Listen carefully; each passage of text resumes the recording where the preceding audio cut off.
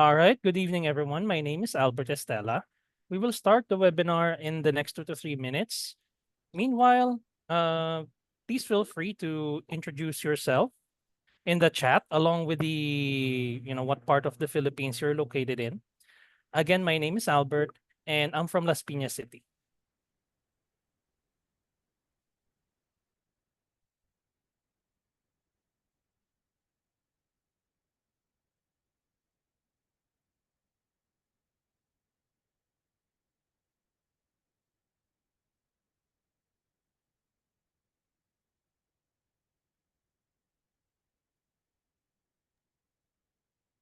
Hello, Pat from Parañaque City. Oh, that's near in Las Piñas.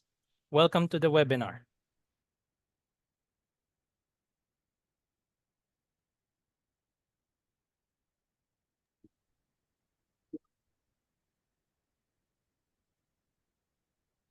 Wow, Dr. Jimson from Lanao del Norte. Thank you for the time. That's far from Manila. Appreciate your effort. Oh, Mel. Hello, Mel from Northern Samar. Again, outside of Manila. Thank you for the effort. Mr. Jojo Castillo from Bacoor. Thank you for the effort. Oh, from Sli from BGC Taguig. Thank you. Welcome to the webinar. Hi, John Ali from Marikina. Welcome to the webinar. Hi, Ruby from Leyte. Thank you for the effort. Hi, Ron, Calamba, Laguna. Thank you for the effort. Hi, Raymond from Caloocan. Thank you for the effort. Oh, hello, Yuli from Tagaytay. Hope it's humid weather there. It's typically cold. Thank you for the effort.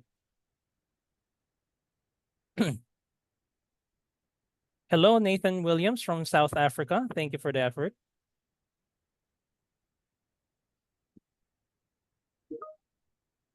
Hi, Migs from Pasig City. Welcome to the webinar.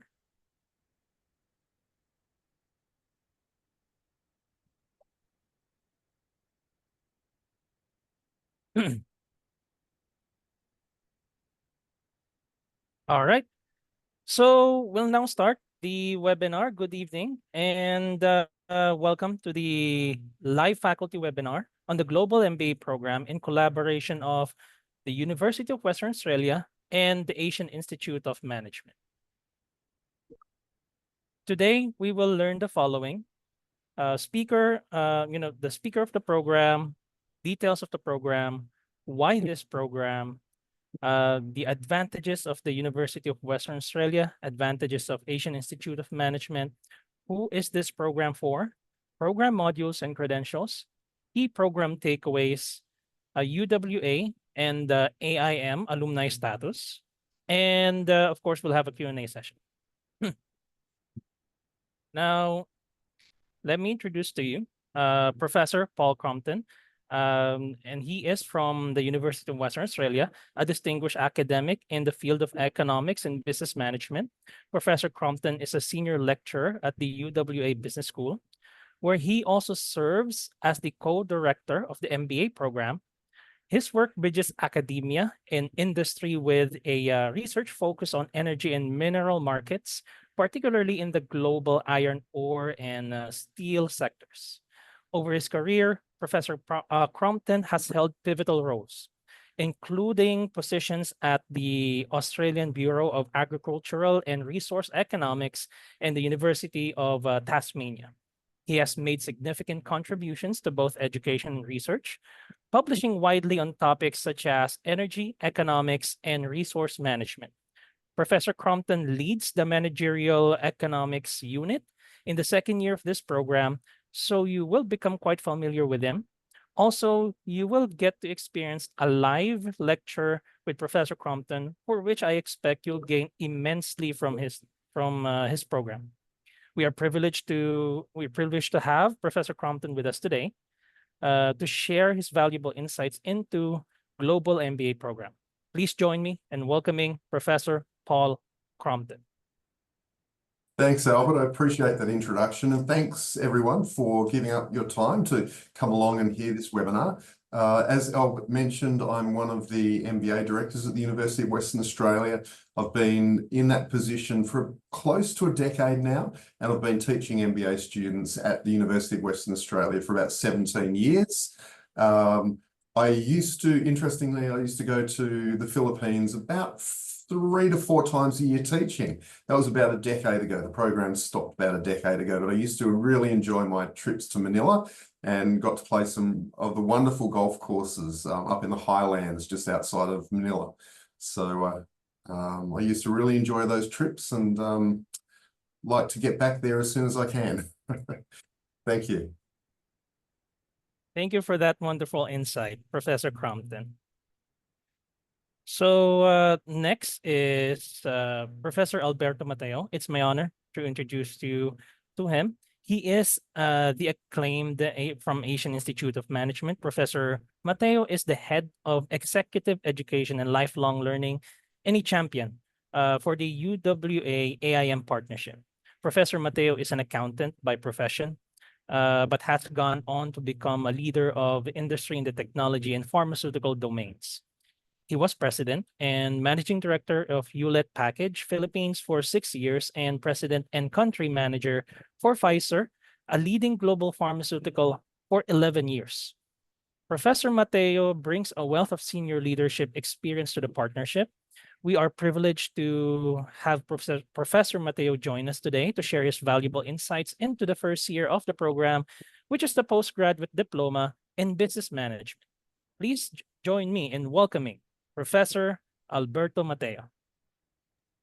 Hello, everyone, and thank you, Albert. All right, so I'm also very excited to share with you this exciting partnership that AIM has with the University of Western Australia. Thank you, everyone. I'll speak to you later. Thank you for that. Thank you for taking the time, Professor Mateo. So to introduce to you the program structure, the first year, as mentioned, is going to be conducted in the Asian Institute of Management, Diploma in Business Management. It will concise 6 total modules. Second year will be completed by the University of Western Australia. It also includes 6 total modules. Collectively, that's 12 modules in order for you to complete the MBA, Global MBA degree. I'd like to welcome again Professor Crompton to take us through the webinar. Yeah, thanks, Albert. So I do want to just talk a little bit about the MBA program that we have developed in conjunction with the with AIM, and just talk briefly about the benefits of it. So first of all, the program is fully online. It's a fully online program.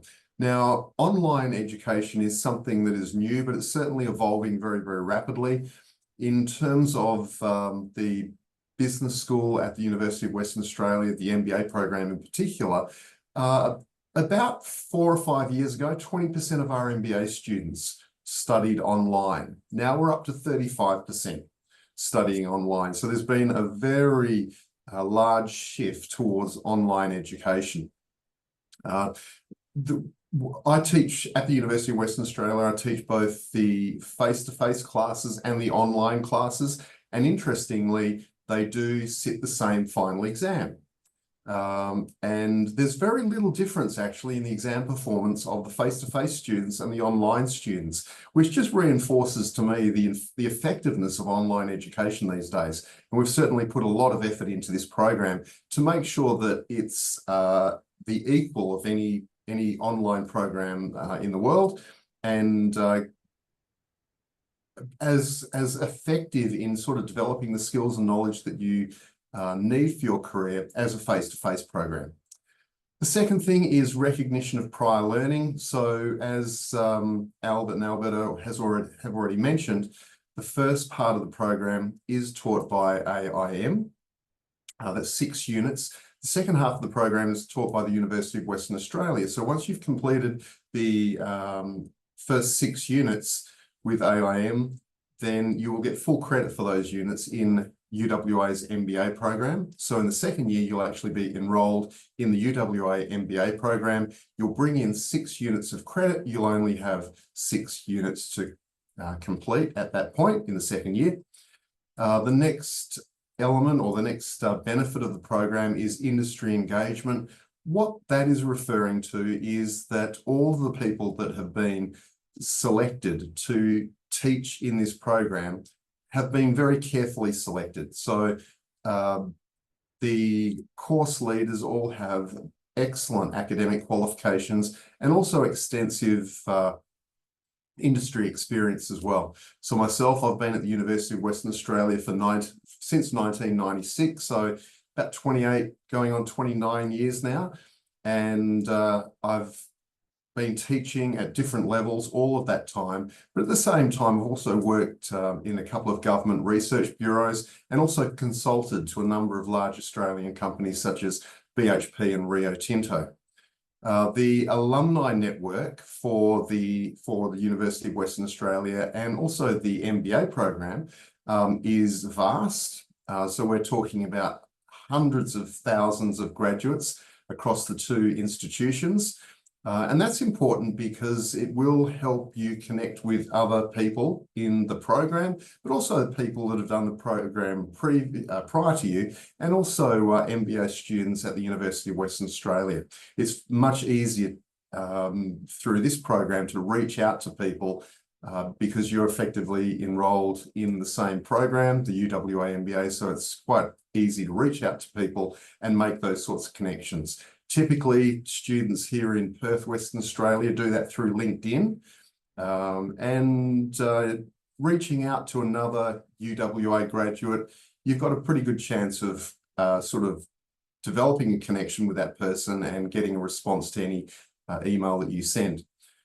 And then finally, the final benefit of this program is a global curriculum. So it's not a program that's just focused on the Philippines or Australia.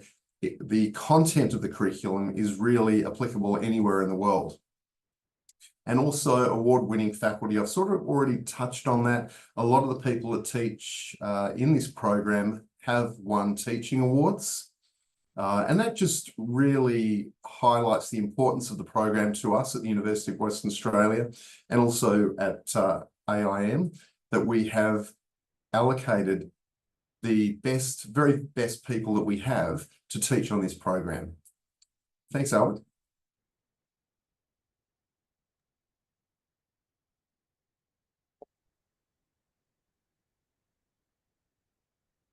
Okay, so who is this program for? I do get asked very, very often in these sorts of sessions and also the sessions, information sessions we run at the University of Western Australia.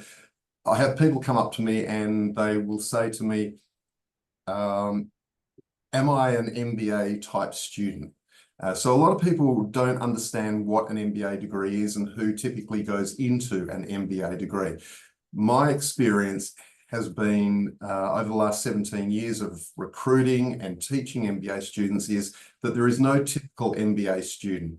So at the University of Western Australia, we have doctors, nurses, surgeons, teachers, engineers, business people, people from all areas of business, entrepreneurs, bankers. We've even had a professional golfer and the captain of 2 professional football teams here in Western Australia study our MBA program. So MBA cohorts, MBA students are such a diverse group, it would be almost impossible not to fit in. Generally speaking, however, MBA students are incredibly motivated, they're hardworking, and they know that they want to reach certain career goals, they've got certain career aspirations, and they're looking for a way of achieving those goals. And an MBA program is a very, very effective way of moving your career forward and either moving higher within your organization, but also moving into other types of roles as well. And a story I like to tell is a number of years ago, it must be about 6 or 7 years ago, we had a student come in to the UWA MBA program. He was a teacher. He was teaching primary school students, about 10, 11 years old, I think they were. He entered the MBA program. He didn't know what he wanted to do. He just knew that he didn't want to teach anymore. He completed the MBA program and then moved into a management consulting role with one of the big consulting companies here in Perth. So it doesn't matter whether you are happy in your current position and want to continue moving up the ladder, as we say in Australia, or whether you want a complete change. MBA degrees are highly recognised and can help you achieve those sorts of things. Generally, however, if you were to ask me what is common among all MBA students, I would say they're very hardworking, very motivated, and very ambitious. And so most of the people that we get into our program are mid to senior level working professionals who want to just improve their understanding of modern business, modern commerce, so that they can achieve their career goals.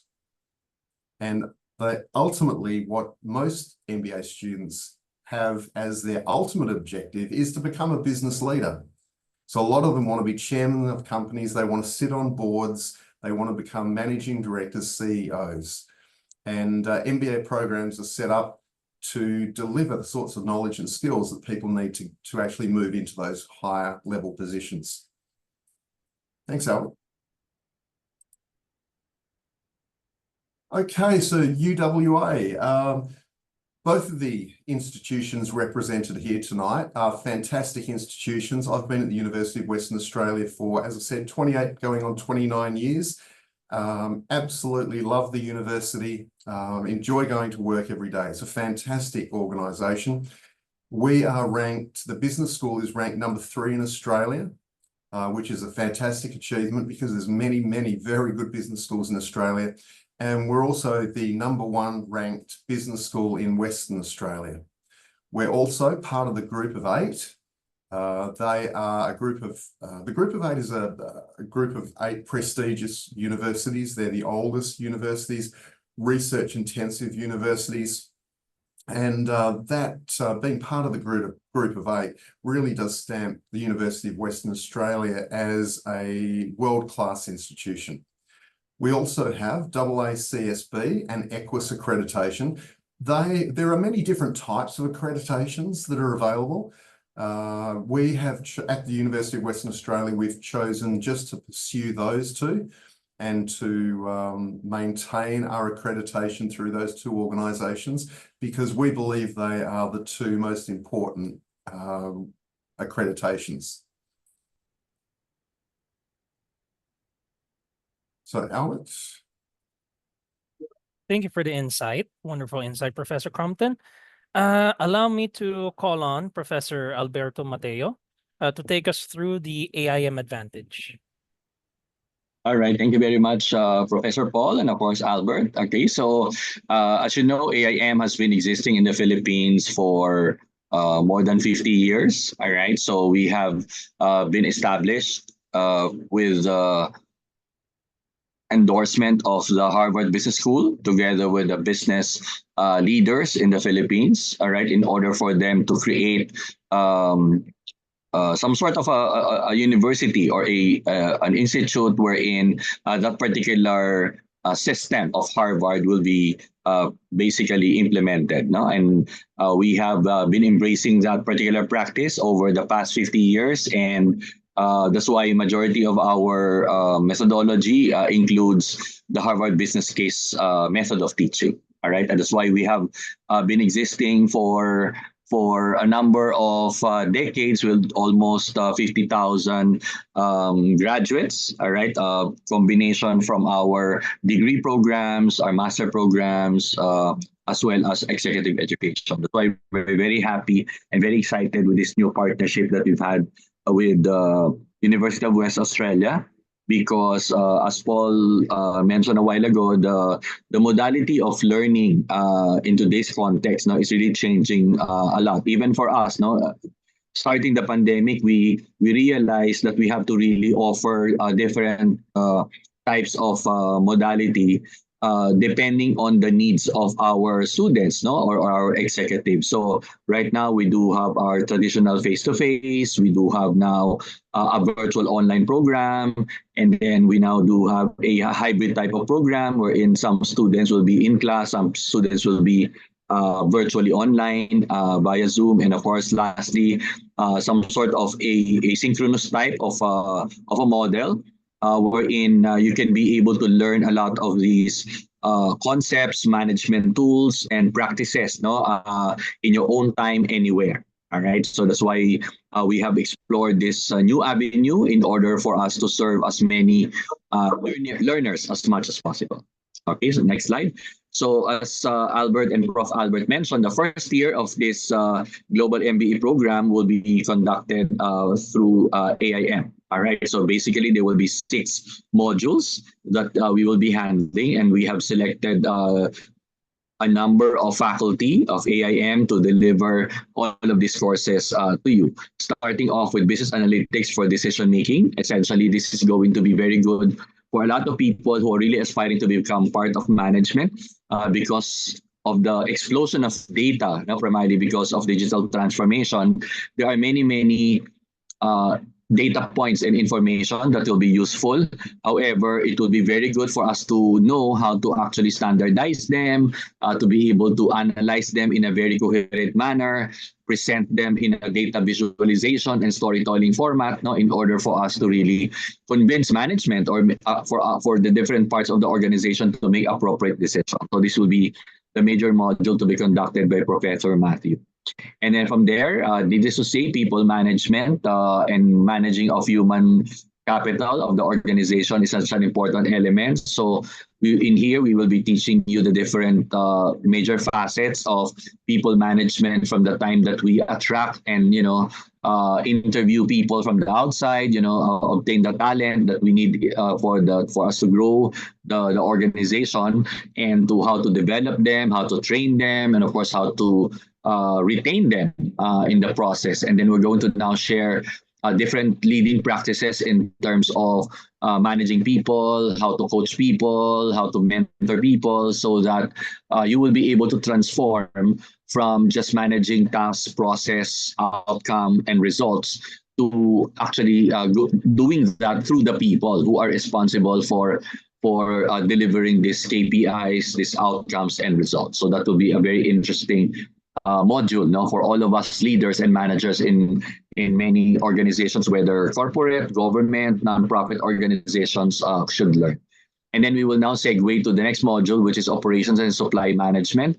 Definitely, our operations and our business, regardless of industry, will be facing different contextual problems and issues brought about by the demands of the customers, maybe as a result of the disruption happened during the pandemic, wherein supply chain around the world have been challenged in terms of the different stability of different companies, different suppliers, different parts of the supply chain to go back to its normal state. So here we will extensively discuss about how to manage the day-to-day operations of the company, how to institute, for example, certain scorecards, certain discipline in order for you to ensure that whether a problem is existing in a particular parts of the operations, as well as in the entire supply chain, so that your operations and profitability will not be affected. So speaking of profitability, definitely no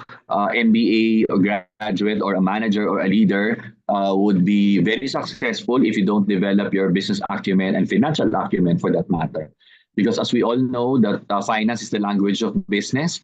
So all the different stakeholders that we engage with in business or in operations will have to deal with some form of financial information, whether that's going to be revenue in nature, cost structure, maybe profitability, the appropriate returns that you bring back to your shareholders based on the invested capital that you have. So all of these things will have to have a similar and same terminologies that everybody will have to be familiar with, so that more or less all business leaders, whether you are non-finance people or or another, then you will be speaking the same language, no, as everybody does. So I think this will be a very good opportunity for us to brush up all the different uh, principles, methodologies, practices, even tools and techniques, no, in order for us to evaluate several decisions.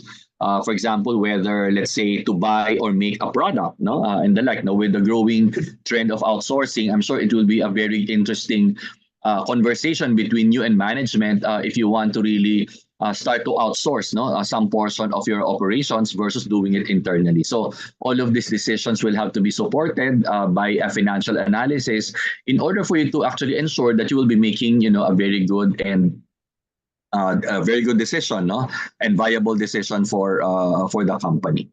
And then from there, we will now segue into two international topics, right? Because definitely we don't want our Filipino leaders to just be focusing on as a Filipino leader, right? We wanted to internationalize. So majority of the companies here in the Philippines may decide to actually prepare to support, operations abroad, either as a maybe as an exporter supplier, maybe as a, if you want to expand your operations abroad and the like. So in this particular module of international business, we're going to give you some nuances about the things you need to consider in order for your organization to be prepared, how to go global, how to actually operate in a very international market, no, to make sure that all the leaders will be able to understand, no, the different nuances, no, with respect to a lot of these things. So those are the things that you will be able to provide that opportunity.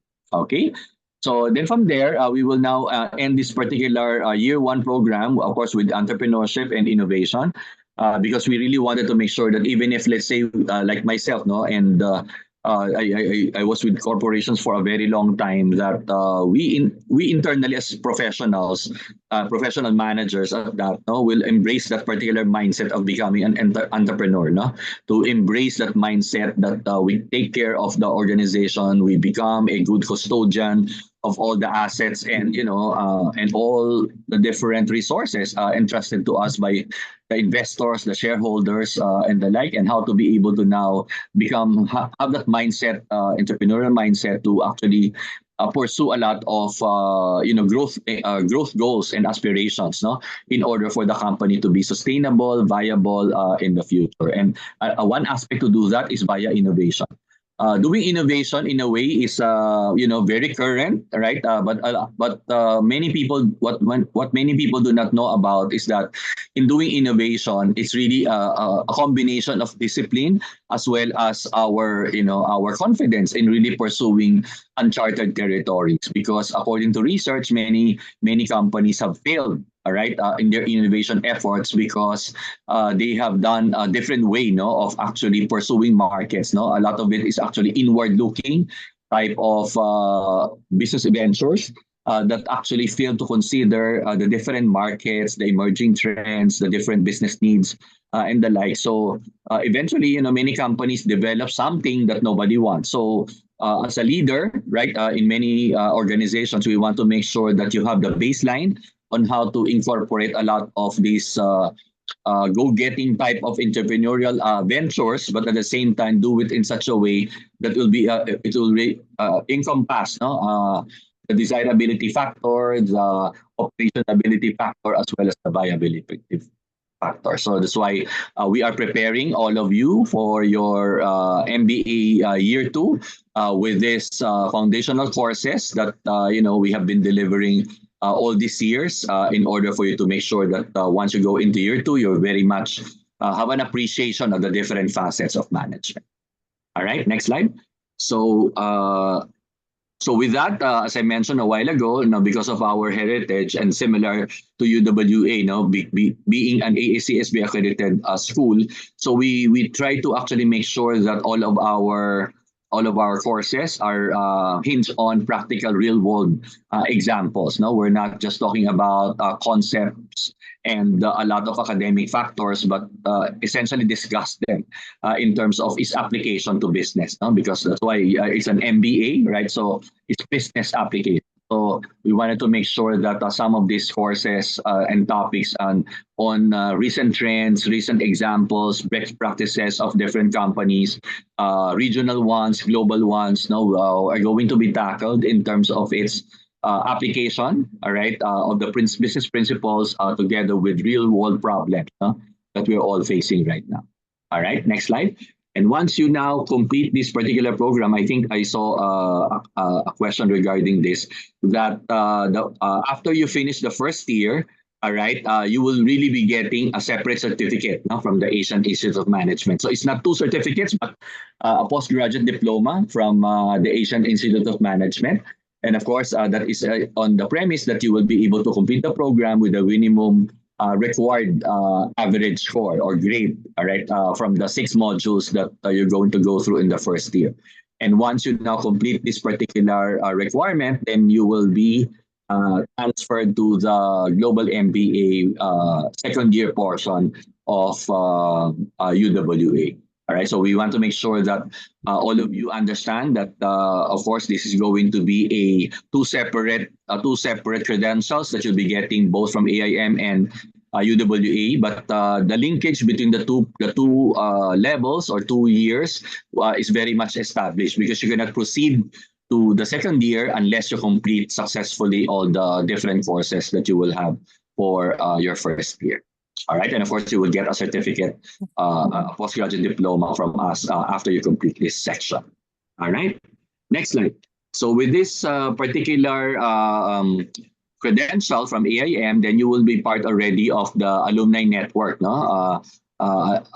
As I mentioned a while ago. So you'll be able to be invited to all of our network activities, a lot of breakfast fora, a lot of networking sessions, so that you'll be able to exchange with the different networks during our alumni homecoming and the like, no? So that you will be able to now expand your horizon in terms of career, highlights, no, or prospects now, since you will now be able to now mingle, network. Now you'll be part of our AIM alumni network platform. All right, My AIM Connect, so that you will be able to now, as a cohort, be able to still continue to work together. All right, as classmates, no, but you will also be able to network with other alumni as well, no, from the institute over the past 50 years. And the one good thing about this program is that after you complete the program, once you come back to AIM, School of Executive Education,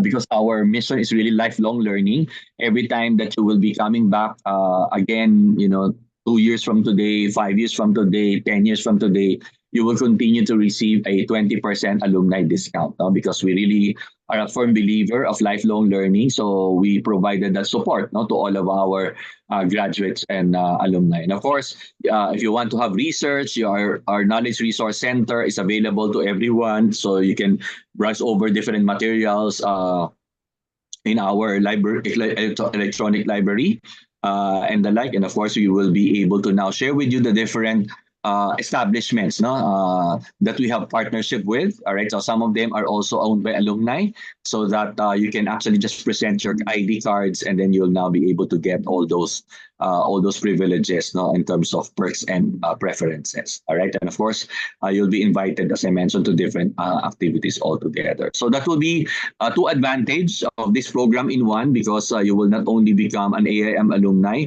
and receive all of these benefits, but at the same time, you'll also be accorded, once you finish the second year, an alumni status from UWA, which will now be discussed by Professor Paul. All right, so turn it back to you, Albert. Thank you for your thorough explanation, Professor Mateo. Now, I would like to call on Professor Crompton to take us through the second year of the program. Yeah, thanks, Albert. Yeah, so once you have completed the first 6 units with the Asian Institute of Management, you then move into the final 6 units offered by the University of Western Australia. Now, at that point, you will be enrolled in a UWA MBA degree. The first unit or module that you'll be completing is the one that I teach, Managerial Economics. And I view that unit as helping people understand the health of the marketplace. So we've seen a lot of interesting macroeconomic events in recent years. COVID, which pushed many economies around the world into recession, government responses in terms of interest rates, government spending, tax changes to the recessions associated with COVID that occurred around the world, and then more recently, inflation. And we've certainly experienced inflation in Australia and seen very, well, painfully high interest rates. So economics teaches you all about the macro economy, interest rates, exchange rates, trade flows, investment flows, and how all of those variables are linked. But also managerial economics teaches you about market structures. And it gives you the ability to be able to look at a particular market, identify what the market structure of that market, that particular market or industry is, and then that will give you insights into how that market will actually operate. We also go through pricing strategies to give you a sense of how prices are set in different markets. The second unit or second module is on marketing. That's taught by a colleague of mine, Jo Snedden. You know, once again, she's been teaching in the MBA program for well over 15 years, so a very experienced marketing professor. And that unit will look at things such as the marketing mix. So what that means is how companies market their products across different marketing avenues. It also looks at forecasting demand. It looks at segmenting markets. So what that means is creating different segments in the market so that you can actually offer different services and different prices to those different segments, because not all consumers are the same. Some consumers will want a certain product X. Another segment of the market will want a different version of product X. And so it's being able to identify those different segments and what the consumers in those different segments actually desire in terms of variations of the products that you produce, and then being able to deliver what customers want. It also looks at marketing strategies, marketing budgets, so how your marketing budget is allocated across the different marketing options that you have, and also pricing decisions as well. Pricing is a very complex issue, and pricing will depend to a large extent on the competitiveness of the market. So by understanding market structures and market competitiveness in managerial economics, it'll give you full appreciation of the different ways you can actually set prices in the subsequent unit marketing. Module 3, business strategies, taught by David Blythe. He teaches this unit at the University of Western Australia, very experienced business strategist. Not only does David teach, but he does a lot of work for companies in Western Australia and beyond. And so business strategy is all about understanding what the company vision is, and analysing the environmental factors that the company faces. So what sort of market is the company in? What are the disruptors that are likely to come through and affect that market over the coming years, and be able to integrate all of those things in your mind and produce a coherent strategy. It's also about developing the ability to not only develop that strategy, but have it permeate through the organization so that everyone understands what the strategy is and they're working towards a common goal. That is the implementation of the strategy and the achievement of the goals that are tied into that strategy. So that process is actually very, very complex. It also looks at the core competencies of a company, and that will help you understand that sometimes it's dangerous for a company to go beyond what its core competencies are. So it's all about understanding what the company is good at, what the company should be doing in terms of future expansion and future development of the company, but more importantly, what it shouldn't be doing. Sometimes, there's many case studies of companies that have strayed outside of their core competencies and paid a very high price for that. It also looks at things like chaos theory, measuring strategy, so metrics for the success of your strategy, ESG as well. That's a big area that is now at the forefront of the thinking of most companies around the world, and a whole range of different other different elements of business strategy. So all of these units that I'm talking about have case studies. So you're not only learning sort of the ideas that are contained in this particular discipline field, but then applying those to case studies within the unit as well. And typically what MBA students will do is they will take a unit like business strategy, do their reading, do the learnings, do the case studies as part of the unit, but then start thinking. They will start thinking about the businesses that they've been part of in the past, the businesses that they're part of now, and other businesses they know. And it will actually give them the ability to sort of think through why certain companies did what they did in a completely different context. The next unit is leadership in organizations. I always like to say to incoming MBA students that leaders aren't born, they're made. And so I think a lot of us that have become leaders have had some very interesting experiences early on in our career where perhaps we made some mistakes. We could have done things better as a leader. This unit, Leadership in Organizations, accelerates the process of leadership development and hopefully will have you avoiding some of the mistakes that people without the benefit of this sort of unit no doubt will make. So the first part of the unit is about leading yourself, looking in the mirror and understanding what your strengths are as a potential leader, and more importantly, what your weaknesses are. And once you've identified the weaknesses that you have as a leader, that is the first step in being able to address those weaknesses. So that's the first part of the course, looking at yourself as a leader. And then the second part of the course is looking at others. And so we all know that leading people is a very, very difficult task because everyone's different. Everyone is in the workplace for a different reason, and they have different drivers, different motivators. And so what may motivate one person to perform at their best probably won't motivate the other person.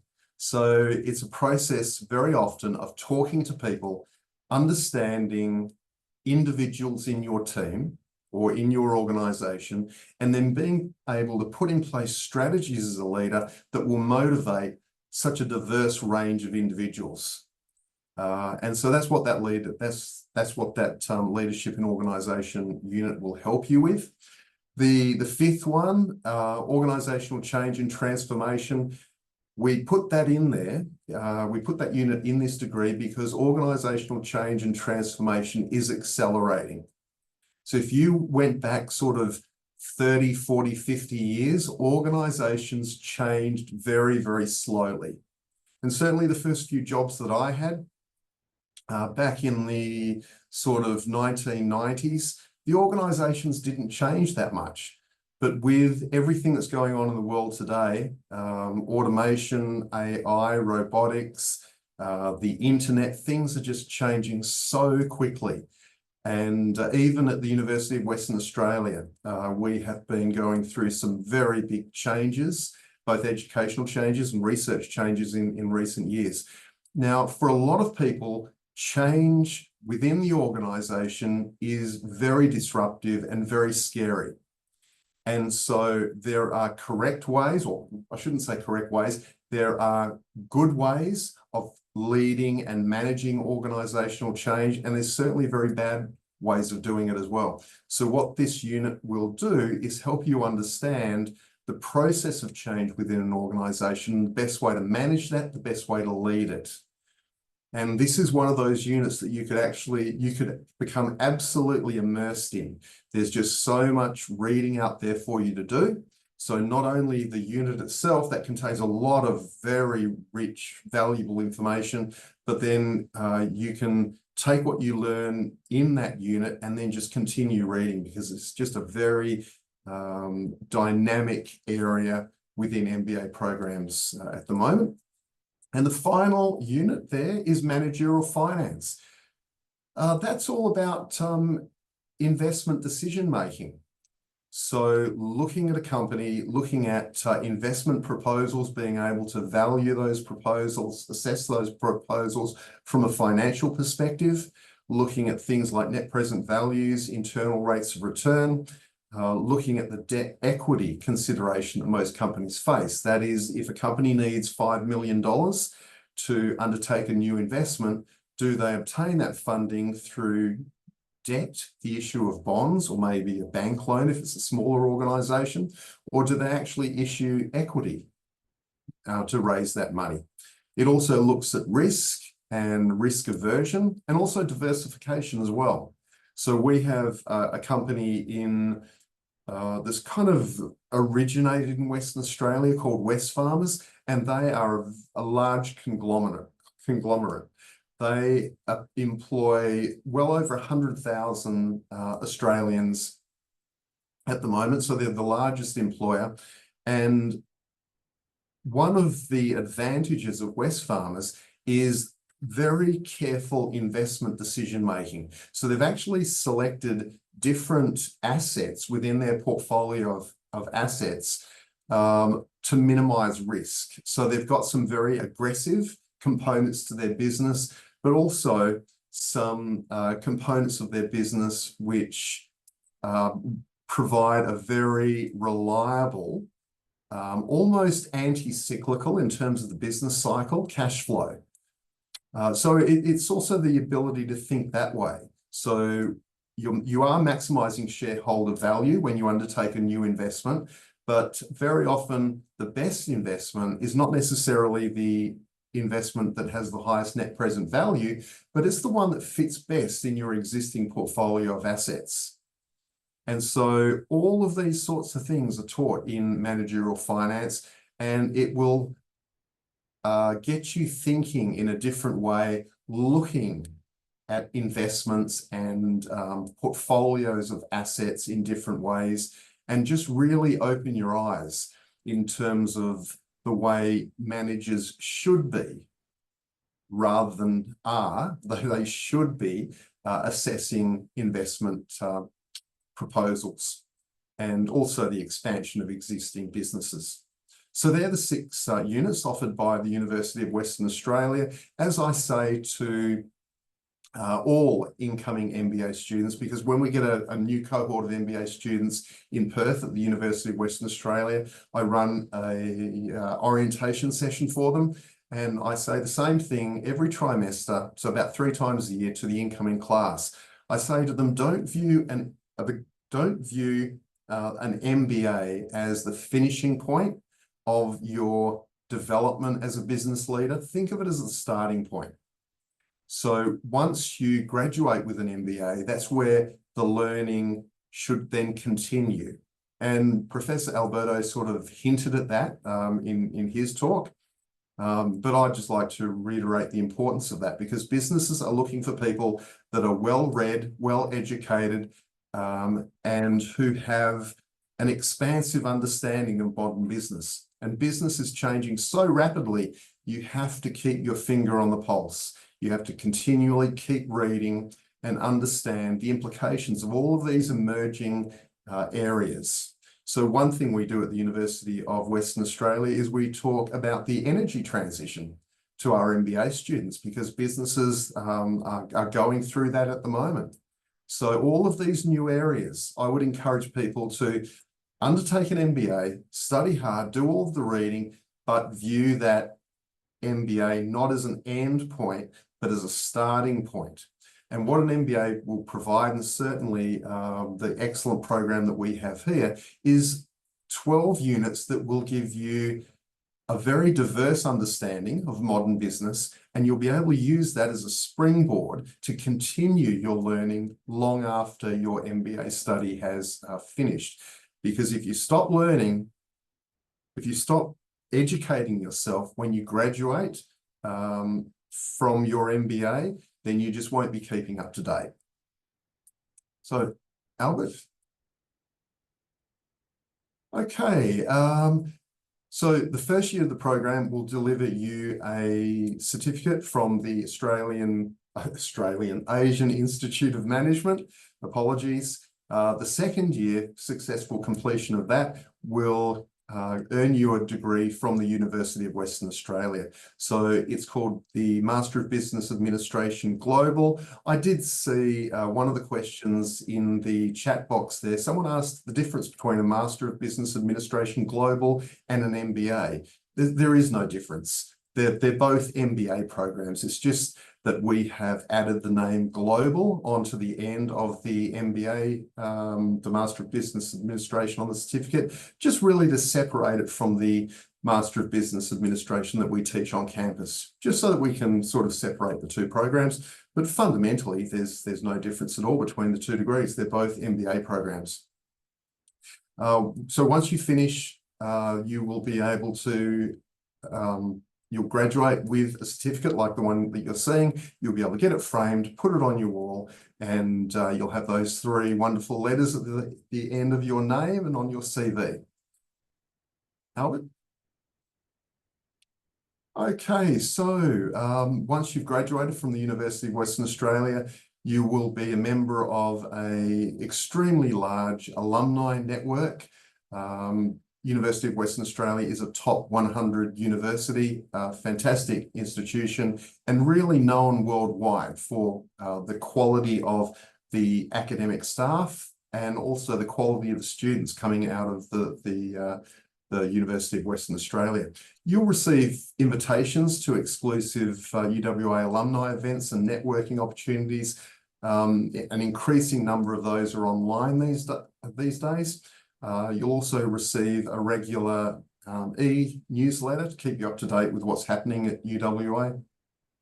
And also 2 editions per year of UniView, which is a digital magazine, and you'll also get a UWA ID card.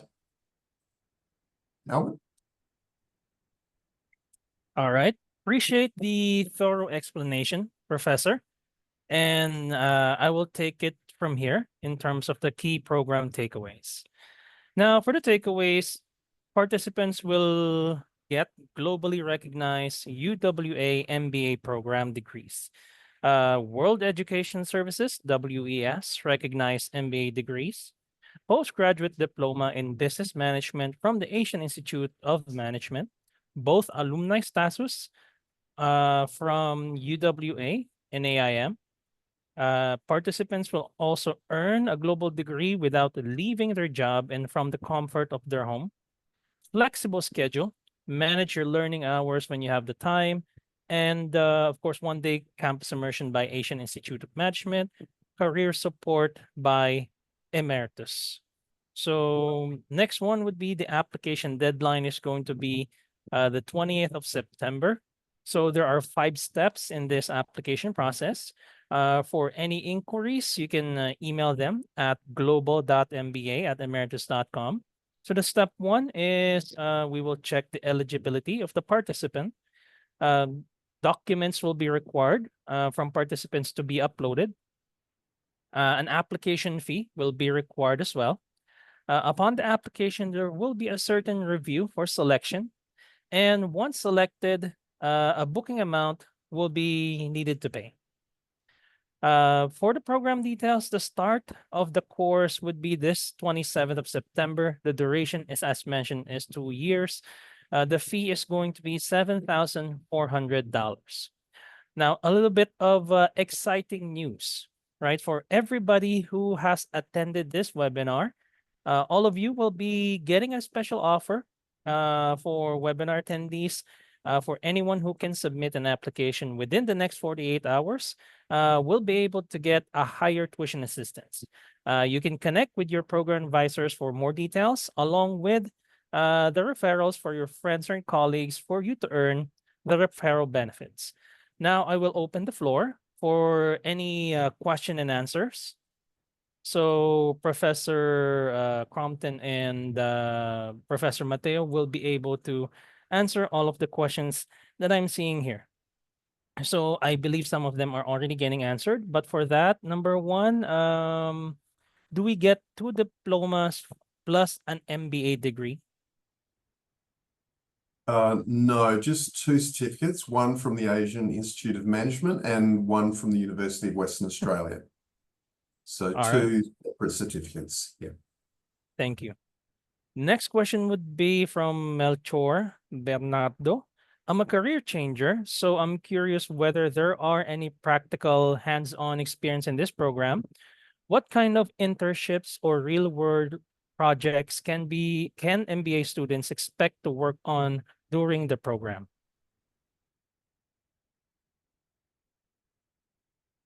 Would you like to address that, Alberto?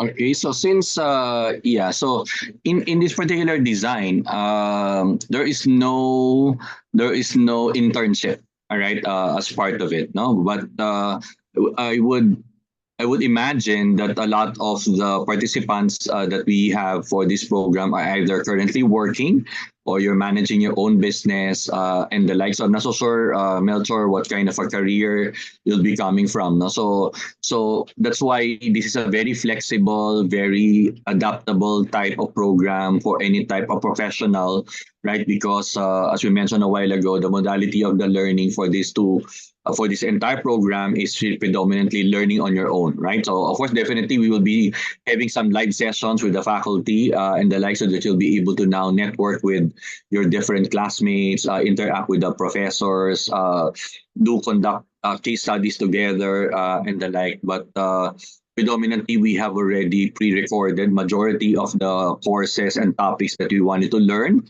And then hopefully, as you actually are learning them, all right, module by module, video by video, you should have an opportunity to actually apply them at work, no? Whether you are a working manager, you are a consultant, you're starting up a business, and the like. No? So it depends really on how you're going to, make sure that you get the most out of this while learning, all right, for 2 years at the same time, conducting your own endeavor, all right, whether working, managing your business, or trying to reestablish yourself, no, for example, in a new found career. All right, so I hope I answered your question, Melch.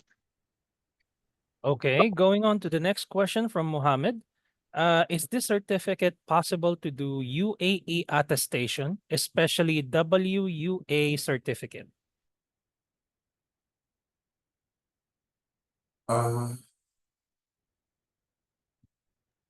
Yeah, sorry, I'm not sure of what the question's referring to. I think Vanita is answering that question, typing an answer out to that question. Yeah. Okay, so I guess we can move on for now. If I can just chime in on that one. Students would need to be residents of the Philippines to actually undertake this particular program. So as long as they're a resident and live permanently in the Philippines. Now, if they go back to their home country after their period of residency in the Philippines after the 2 years, and they want their qualification assessed, there are a number of credential recognition services in each country that can actually recognize it. Ultimately, AIM and UWA are both world-class institutions which are recognized around the world. I don't see any issues in this particular program being recognized in your part of the world if you originally come from somewhere else other than the Philippines.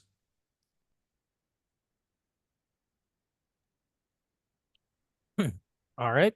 For the next question, is there any distinction or recognition for those who excel in this program?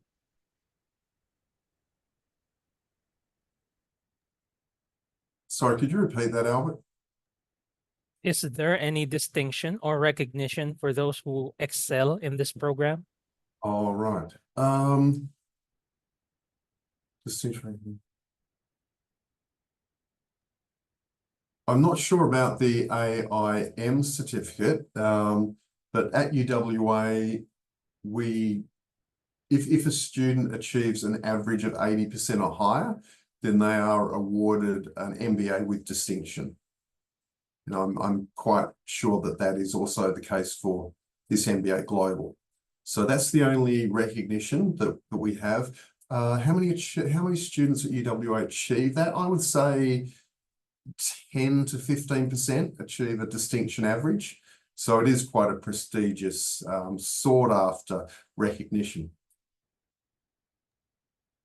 All right, thank you. And the next question is this certificate possible to do UAE embassy attestation?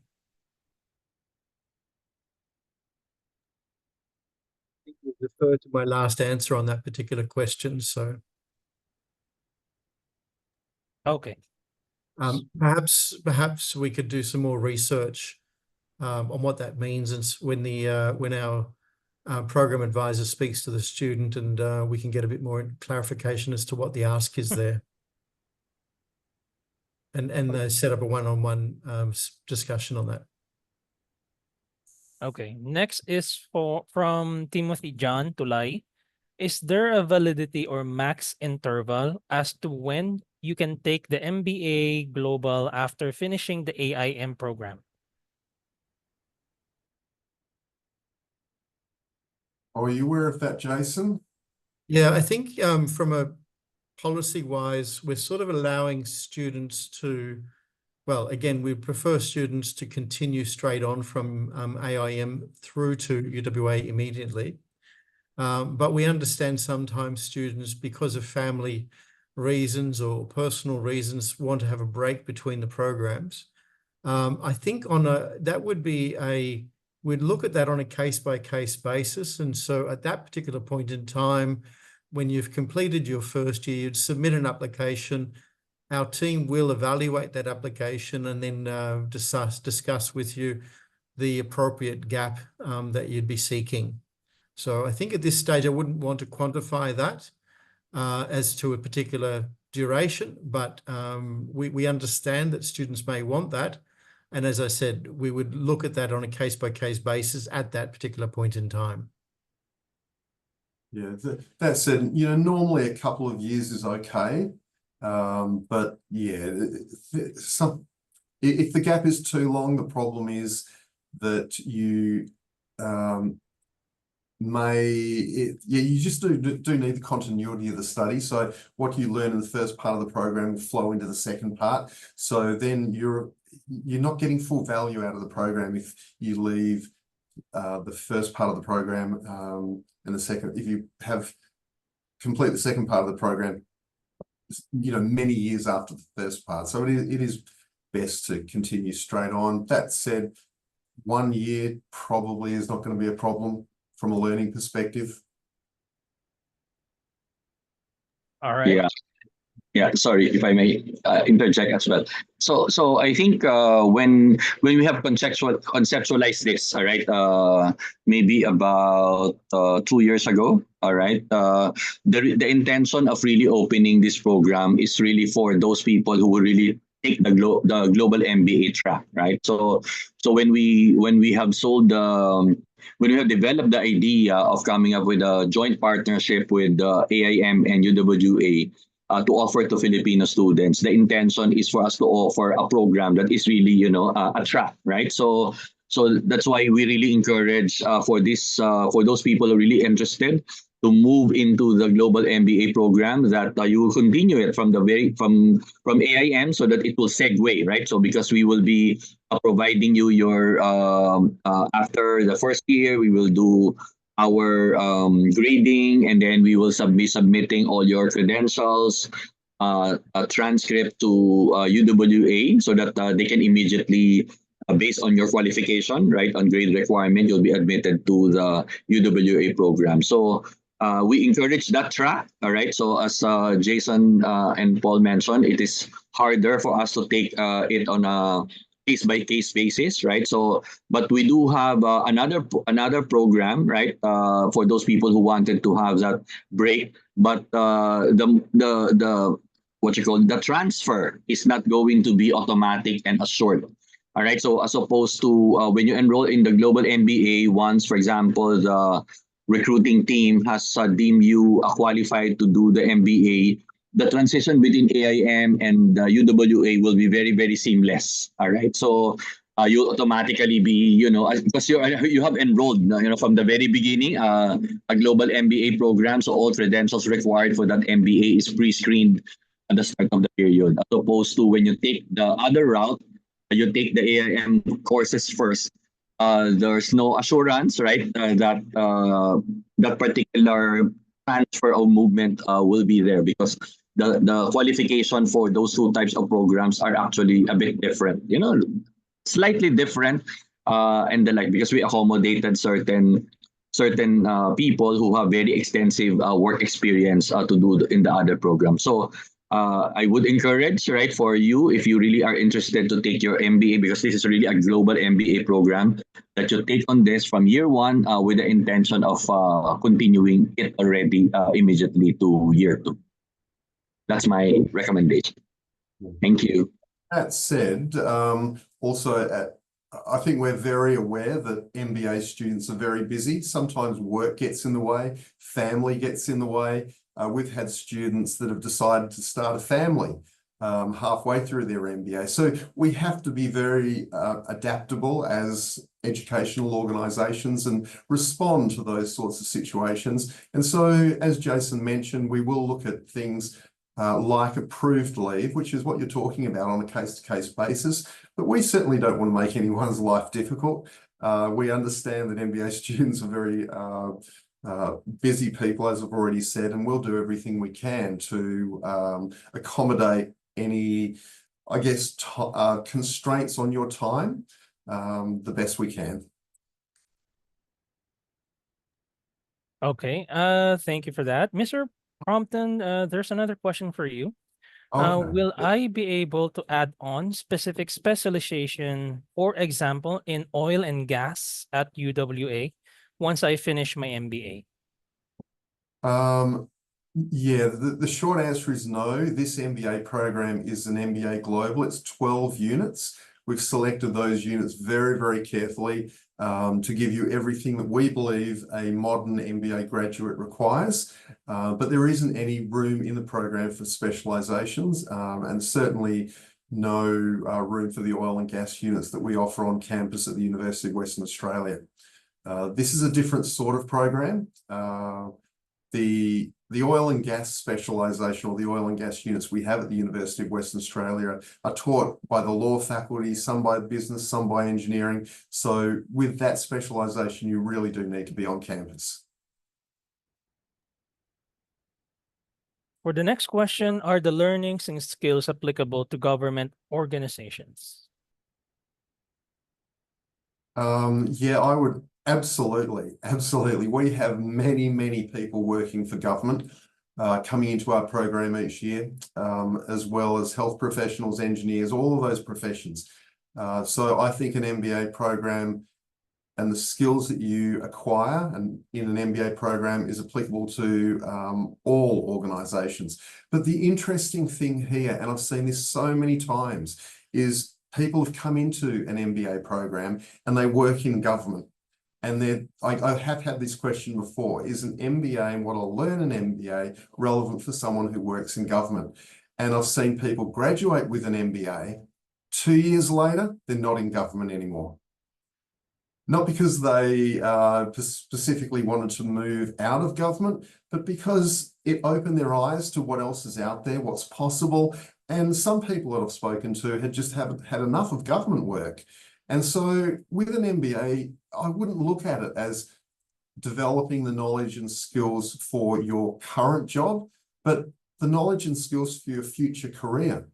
You're developing what you need as a potential leader, as a working professional. You're developing those skills that you'll need for the next 20, 30, 40 years. As I said, I see this time and time again. People will start in one industry and end up very quickly in another industry as well. And an MBA certainly allows you to transition. But certainly if you wanted to remain in government, units like organisational change and transformation, organisational behaviour, virtually all of the units will give you a holistic understanding of business, and it will be of huge value to anyone in any industry, really.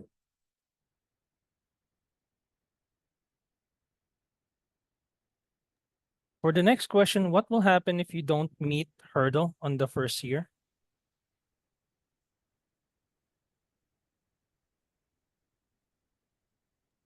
I can respond to that. I'll respond to that. this is this is a proper degree. It's a master's level higher education degree. So it does require students to put in time and effort. We are looking at students to spend at least 10 hours a week, if not 15 to 17 hours per week on the program in order to get maximum value from the program.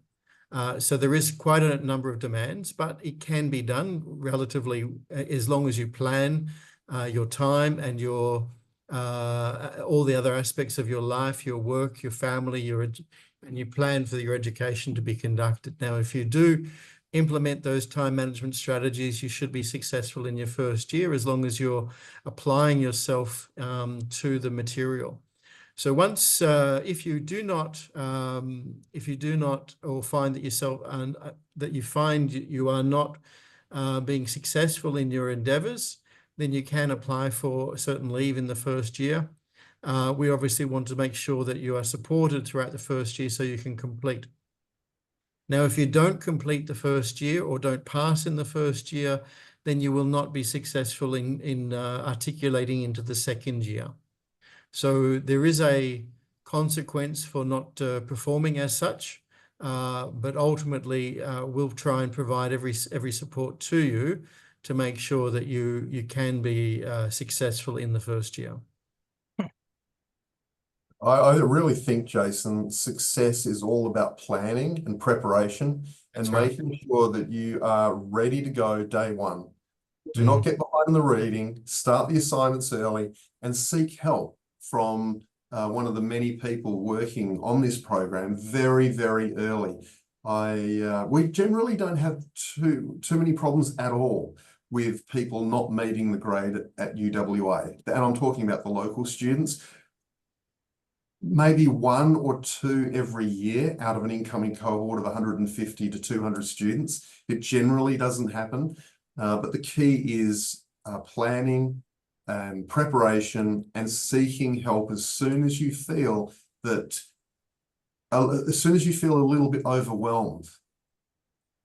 If you leave it, you are just setting yourself up for failure. But if you're proactive and get immersed in the program, work hard and seek help, you've got the best chance of doing very, very well. Yeah, and besides, we have designed it in such a way that all of these learning modules are really sequenced.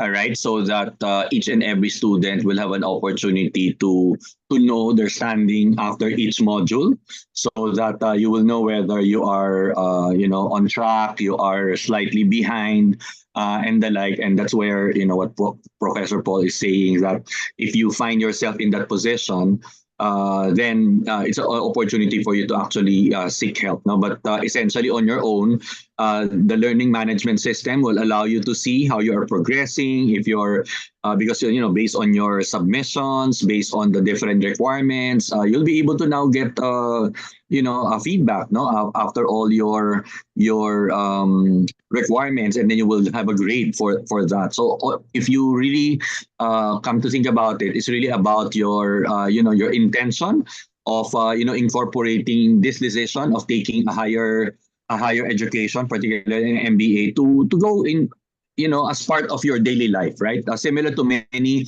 MBA students, no, whether here at AIM, combination UWA or any other university, your decision to actually pursue a higher education should be incorporated, right, in your career, plans and the like. So, and we made this very, very flexible. We made this very adaptable to any working situations, because there's no actual rigid class time, right, which is the other programs require you to be at. So if you take other local universities, if you're not there during, for example, or every Friday evening or every Saturday, then you'll be you will not get a passing grade. No, but this one, you have an opportunity. If you have a business trip for this particular week, or there's a demand for your company, you have an opportunity to actually catch up, because we really developed this with that particular in mind. No? We wanted to make sure that we offer a different way of learning for those people who really needs to get higher education but are very erratic now in terms of their work demands or family demands. So I think with this flexibility, as Paul mentioned, then you have all the necessary support in order for you to ensure that this is going to be aligned now with your primary goal in the first place of enrolling in the program. I do get a lot of students talking to me as they're entering the MBA program at the University of Western Australia. They're a little bit worried. They're worried about how difficult it's going to be. They've done their undergraduate degree and they're just thinking to themselves, can I do an MBA or is it going to be too difficult for me? Well, everyone in this program has been teaching MBA programs in different institutions for many, many years. And we know what is relevant. We know what MBA students need to know, but also we're not setting people up for failure. We're creating content and learning materials which give people the very best chance of being successful. So the courses are not impossibly difficult. The University of Western Australia would have gone out of business a long time ago if we did that. So the courses are rigorous, very effective, full of the sorts of materials that you need and knowledge you need, but also good grades are very achievable. You just have to be organized. So the course is not impossibly difficult. It's very manageable, your good grades are very achievable. You just have to get on top of things early. So I wouldn't go into an MBA program being concerned that you are going to fail. I would go into it with a very positive mindset, thinking, well, I did well in my undergraduate degree. I can do this, and just find out how many hours a week you need to devote to this program to be successful. I would enter it with a very positive mindset. And if things don't go your way in one of the modules, seek help early, and I'm sure you'll be fine. All right, I believe we have last two questions. How about graduation at UWA? I'm not sure what that question is referring to. How about grad at UWA? Yeah, sorry, I can't. I'm not sure. Maybe a physical graduation, Paul. Oh, physical graduation. Yeah, if I can chime in on that question. So this is a purely online program, and it's well with live interactions with our program leaders once a week on average throughout the whole year. However, the graduation itself will also be online. It'll be a virtual graduation at the end of the 2 years. And in that way, we can all celebrate everyone's success, but unfortunately it wouldn't be physically at any particular venue or in Australia. There's a lot of complexities with visas. It's not really feasible to do it that way. So just to make clear, we're only offering a virtual graduation, but we'll make it certainly, well, it will be a distinguished event, you can be assured. I will also make a point with regard to part 2 of that, is that you'll all receive the physical hard copy of your degree certificate, and that will be sent to you. And so you will receive the hard copy certificate. You'll also receive a electronic copy of your what's called the Australian Higher Education Graduation Statement, which is effectively your academic statement. That'll be in electronic form, and you'll be able to share that with your employers and so on. So that's the graduation. All right, thank you. And we're up for the last question. Can you share more about the alumni network I'll have access to? Will there be on-site programs where we can engage with the alumni network? AIM alumni network, I mean. All right. So I think Jason, what we have done is for the AIM part, right? So after we finish the first year, definitely we will have our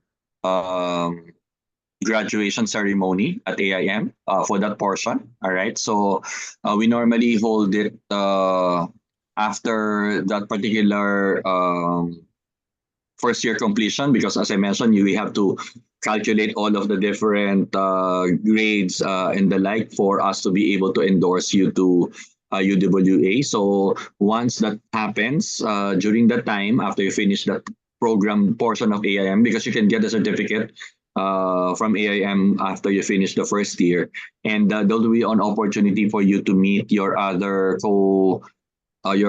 cohort participants or classmates. All right. And then some students decided on their own. All right. So we don't normally facilitate those that if they happen to know a lot of their students who are taking the same program, or they enroll as a cohort and the like, they can actually arrange for their own group study, all right, whenever they're watching all the videos together and the like. But we just leave it to all the students. But some I heard that certain students are doing that, or for example, there will be live sessions with the faculty. All right, every module, I believe there will be two live sessions, all right, for the chosen topics. And some students decide to actually go together, and then attend the session. So again, this is a very flexible, very tailor-fit and customized type of an engagement, because can you just imagine that the different participants now, based on our introduction a while ago, will be coming to the different parts of the Philippines. So hence, travel to the same location may not be as friendly as for others, but we just leave it to the students who actually get to bond with different people in the team. And after that, after we have sworn in you as an alumni of AIM, then as I mentioned a while ago, you'll be having access already to all of our My AIM Connect, which is our platform for AIM alumni in the Philippines and around the world. So you can get interaction with them, and you will have your own page as a cohort and the like. So those are the things that we normally have. And then we have some support coming from our career relations career service office. So again, we discussed that during the graduation portion. Right. Okay. All right. I think there's one more question here. Are there opportunities to connect with alumni for mentorship or job placement for both UWA and AIM? Okay, so maybe I'll answer first. So as I mentioned, once you become an alumni, you will have different access to the platform itself, where the platform offers alumni to actually post all of their relevant. Some of these alumni are actually officers, CEO, C-suite members of different organizations. They also have a different way of communicating and reaching to each other, right? So all of these are possible because you're already within the network. But we don't manage a lot of these on an individual basis, right? So we take all the professionals as adult learners to actually take advantage of this support system that we offer for all of our graduates, both from an executive program perspective as well as in our master's program. So we don't differentiate, right? So they are in the same database, the same network and the like. So it's up to you to actually maximize that particular network to your advantage. All right, I believe that's it for the webinar. So to wrap this up, we appreciate everybody's time. We hope that in this webinar, it gave light and more understanding and more value for what individuals could potentially get out of this Global MBA. So more than anything else, we appreciate your time and effort. And with that said, my name again is Albert, and have a good night, everybody. Good night, everyone. Yeah, We hope thanks, to see you in our everybody. classes. Thank you. Thanks.